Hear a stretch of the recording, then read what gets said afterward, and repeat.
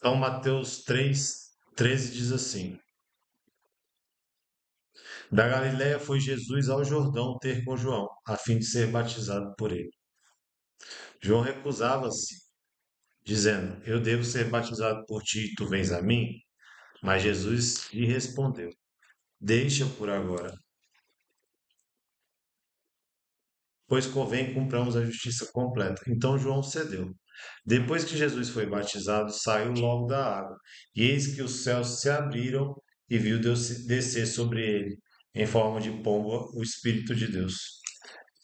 E do céu baixou uma voz: Eis meu filho muito amado, em quem ponho minha afeição. Palavra do Senhor, graças a Deus. Então, olha só, nessa passagem aqui nós já temos essa manifestação da Santíssima Trindade, né? O Pai é uma voz, né? Então é o próprio Pai que fala.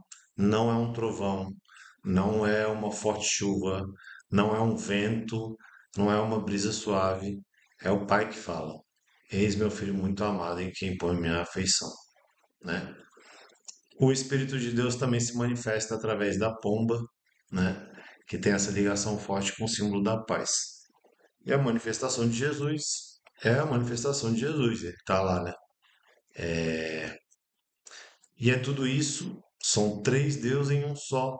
São três pessoas em uma só, né?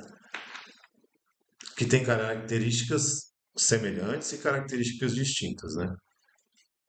Isso desde o Antigo Testamento, a Santíssima Trindade vai se revelando ao homem, certo?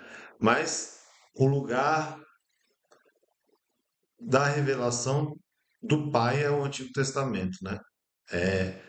É principalmente dele, certo? O Criador, o Adonai, o El Shaddai, né? O Pai,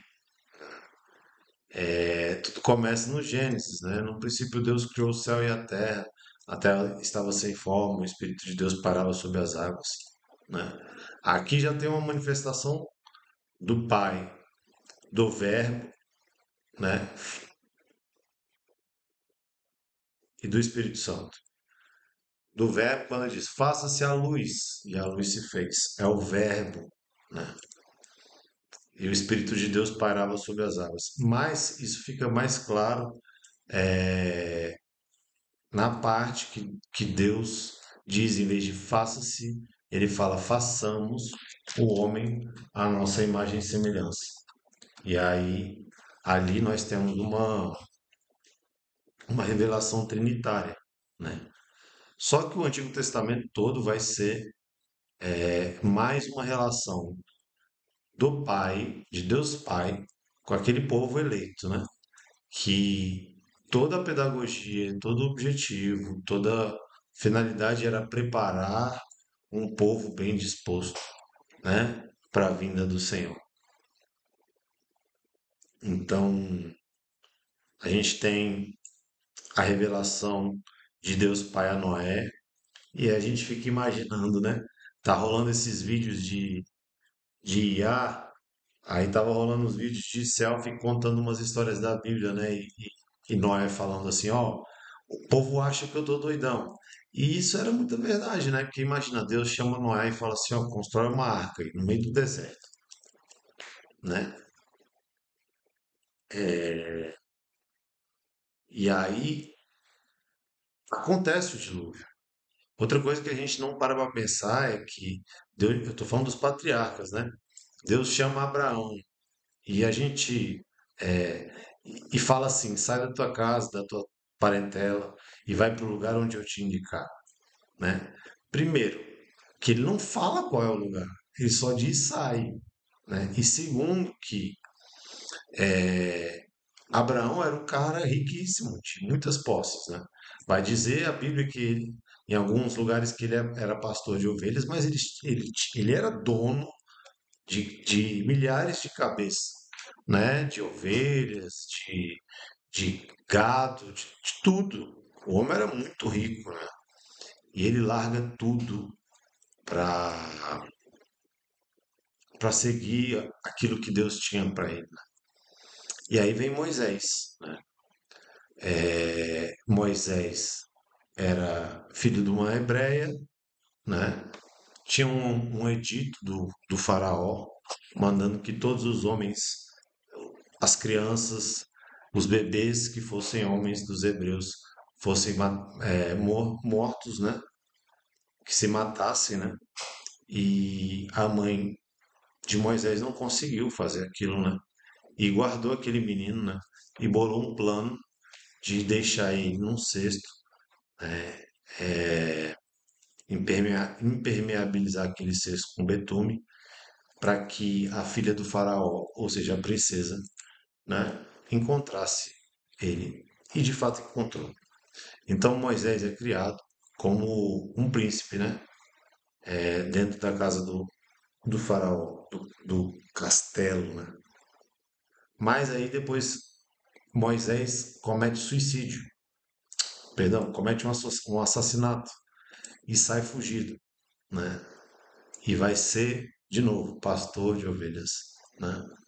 E Deus vai se revelar para ele quando ele está além do deserto, né? A palavra vai dizer que Moisés estava lá pastoreando o rebanho do seu sogro Jetro, e quando ele estava além do deserto, Deus lhe aparece numa sarça ardente, certo?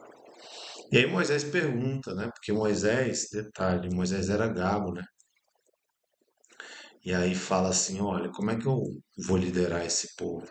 E Deus está falando para Moisés, olha, confia em mim, cara, que eu vou fazer a obra. Não, mas qual é o seu nome? Eu vou falar lá, mas quem é você? Qual é o seu nome?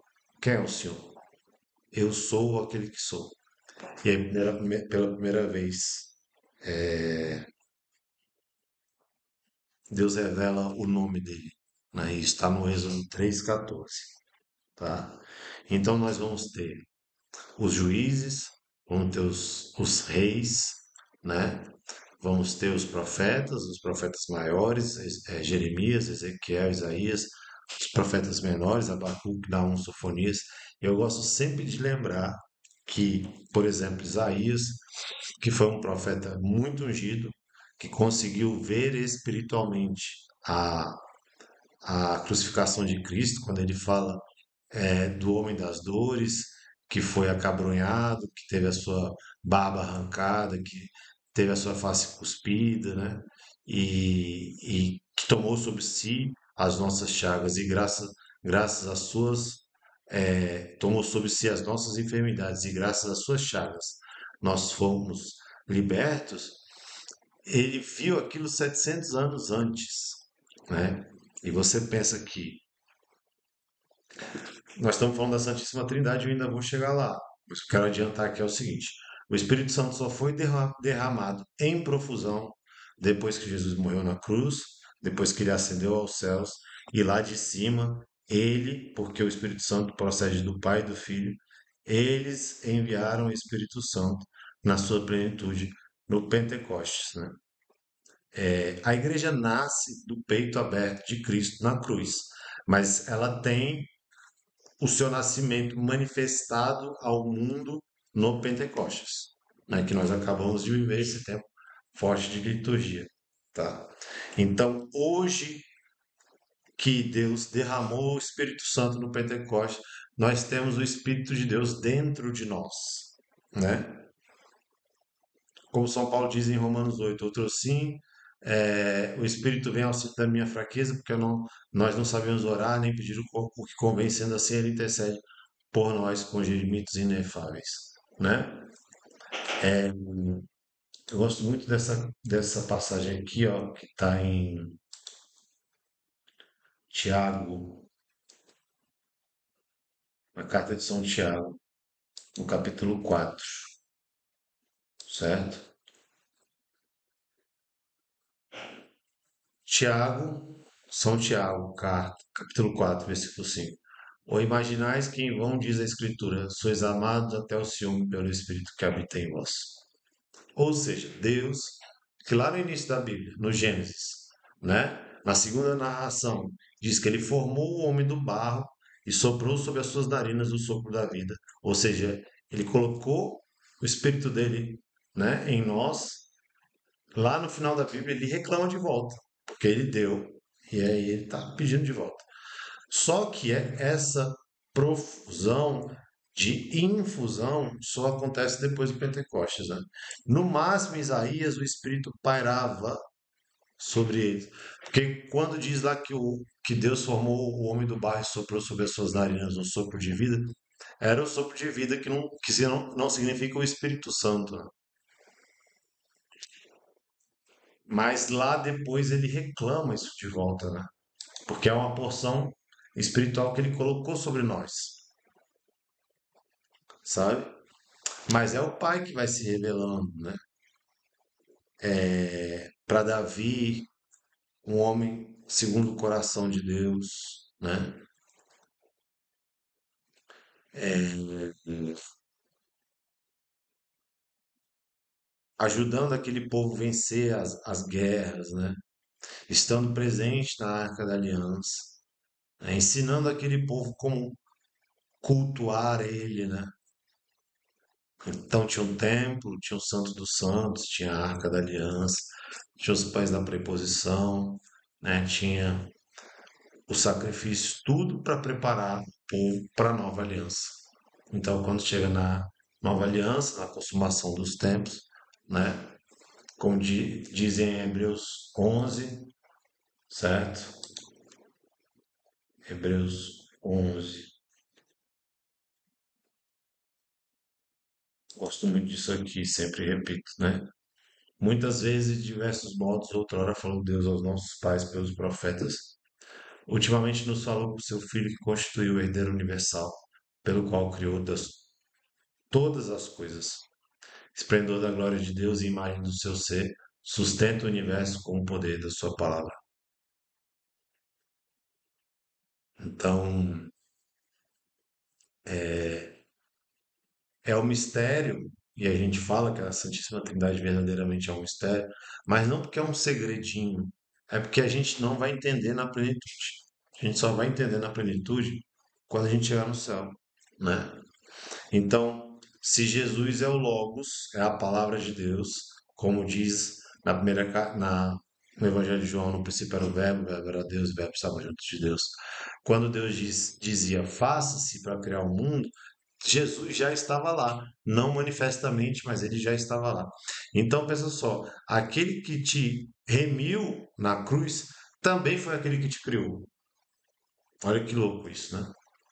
Aquele que te remiu na cruz também foi aquele que te criou, certo? E aí a gente tem no Novo Testamento a manifestação explícita do Espírito Santo, que a leitura de hoje diz assim, né? A leitura de hoje diz assim: naquele tempo disse Jesus a seus discípulos: tenho ainda muita coisa a dizer-vos, mas não sois capazes de as compreender agora. Quando, porém, vier o Espírito da verdade, ele vos conduzirá à plena verdade. Pois ele não falará por si mesmo, mas dirá tudo o que tiver ouvido, e até as coisas futuras vos anunciará. Ele me glorificará, porque receberá do que é meu, e eu vou anunciará. Tudo que o Pai possui é meu. Por isso, diz que o que ele receberá e vos anunciará é meu. Eu gosto muito também outra parte, onde Jesus disse em João 14, né? Se vocês crerem em mim, fará as obras que eu faço e fará ainda maiores, porque eu vou para o Pai, mas eu vou mandar para vós o Paráclito. Cara, pensa só, as obras que Jesus fez.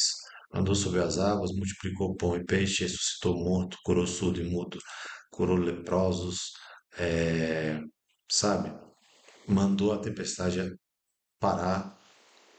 Então ele está dizendo que se você crer nele, você fará as obras maiores que as que ele fez, né? Então, para a gente simplificar e colocar isso na tua cabeça, pensa só. A Santíssima Trindade é assim: o Pai que ama eternamente seu Filho, um Filho que é eternamente amado pelo Pai, e essa relação de amor que existe entre eles. é o Espírito Santo, que transbordou, certo? E nos criou. E a gente tem essa dinâmica maravilhosa, mas, contudo, entretanto, todavia, né? O... Nós estamos vivendo uma época de uma vivência de catolicismo muito elitizada, muito individualista, muito egocentrado, que é muito promovido pelos pelos influencers. Os caras dizem aí que você tem que acordar cedo, que você tem que malhar, você tem que ser um bom pai, você tem que ter 40 centímetros de braço, né? Você tem que fazer um monte de filho e você tem que rezar o texto todo dia, você tem que ir na missa e tá ok. Parou aí, tá ligado? Eu não vejo esses influencers falar de serviço pastoral, não vejo esses influencers falar que você tem que servir na paróquia, eu não vejo esses influencers falar que você, sabe, tem que amar o próximo, fazer uma pastoral de rua, visitar uma creche, visitar um asilo. Eu não vejo. Vocês veem? Que eu não vejo, né? Eu não vejo. Outra coisa que parece que o catolicismo nos nossos dias de hoje são um monte de pessoas que se julgam perfeitas, mas tão perfeitas, mas tão perfeitas, que elas acham que elas podem falar que elas são melhores que os apóstolos. É só você ver como as pessoas falam de Pedro, por exemplo.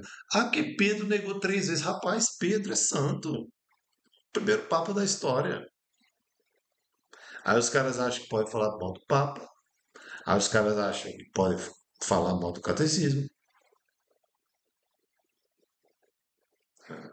E o que que leva a pessoa a agir dessa forma? Né? Na primeira carta de São João, João vai falar sobre os nossos inimigos, né? Concupiscência da carne, concupiscência dos olhos, a soberba da vida. O que acontece? As pessoas são soberbas. Elas acham que elas não precisam de Deus, pô. E aí a gente vê essa leitura de hoje que diz assim, ó, tenho ainda muitas coisas a dizer-vos, mas não sois capazes de as compreender agora. Quando, porém, vier o Espírito da verdade, ele vos conduzirá à plena verdade, né? E qual que é a plena verdade? É que eu sou um bosta e você também é. E nós não somos nada sem Deus. Em João 15, Jesus diz: sem mim nada podeis fazer. A Lara está falando. É muito difícil encontrar os que falam sobre. E os que falam geralmente não são conhecidos. É verdade. Os mais famosos são os mais elitizados, né? São os mais malucos. O Espírito da Verdade vem para nos convencer do pecado, tá bom? Então, olha só, o Pai nos criou, o Filho nos remiu, cada um tem uma missão sobre nós. O Pai nos criou, o Filho nos remiu, e o Espírito Santo vem para nos santificar. A gente também fala muito sobre oração de línguas, chamará, que chamará, chamará, chamará. Não que eu não goste, né? Eu sou carismático, né? Mas fala muito do Espírito Santo e levanta a mão e reza e chama o Espírito Santo, e é profecia, é ciência, é revelação. E a gente não fala de santidade, do Espírito Santo que eu preciso de pedir que ele me santifique, né? Eu estava outro dia falando com o pessoal, outro dia não, ontem, né? Falando com o pessoal da Aliança Missionária, a qual eu faço parte, que existe uma oração que eu indico todo mundo a fazer, que é a coroa do Espírito Santo, onde nessa coroa, que não é um terço, é uma coroa, é diferente, porque são 7 casas com 7 contas, né? São 7 mistérios com 7 casas, 7 contas. Você vai pedir pelo Espírito Santo de sabedoria, você vai pedir pelo Espírito Santo de entendimento, vai pedir pelo Espírito Santo do bom conselho, vai pedir pelo Espírito Santo da fortaleza, vai pedir pelo Espírito Santo de ciência, vai pedir pelo Espírito Santo da piedade, vai pedir pelo Espírito Santo de temor de Deus. que cada coisa dessa representa em cada petição dessa? A sabedoria, para nos desprender das coisas da terra e fundir nos gostos, amor e gosto pelas coisas do céu. O que nós vamos pedir no Espírito Santo de entendimento? Para iluminar nossa mente com a luz da eterna verdade e enriquecer de puros e santos pensamentos. A verdade que é eterna, gente. Ó, deixa de besteira. Bolsonaro, Lula, Israel, Irã. Deixa de besteira. A gente tem uma bandeira só pela qual a gente milita. E é Jesus crucificado. Certo? Não fica comprando lado, não, porque você vai errar, seja ele qual for. Né? Aí vem o espírito de bom conselho, para nos fazer dóceis às inspirações e guiar nos caminhos da salvação. Depois vem o espírito de fortaleza, para nos dar força, constância e vitória nas batalhas contra os nossos inimigos espirituais e corporais.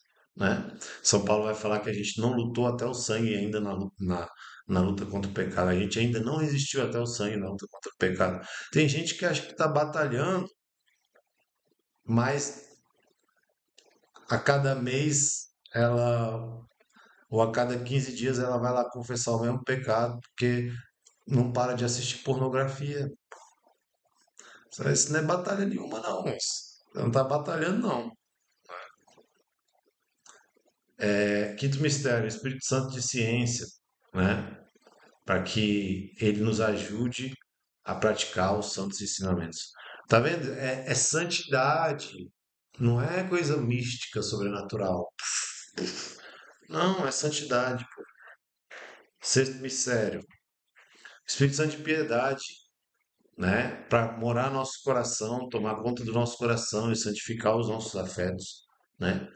A gente ter piedade, parar de viver que nem cachorro, olhando para todas as mulheres, né? Desejando todo mundo. E ter piedade para desejar Deus, para ter zelo pelas coisas de Deus, para ter zelo pelo que é sagrado. Piedade.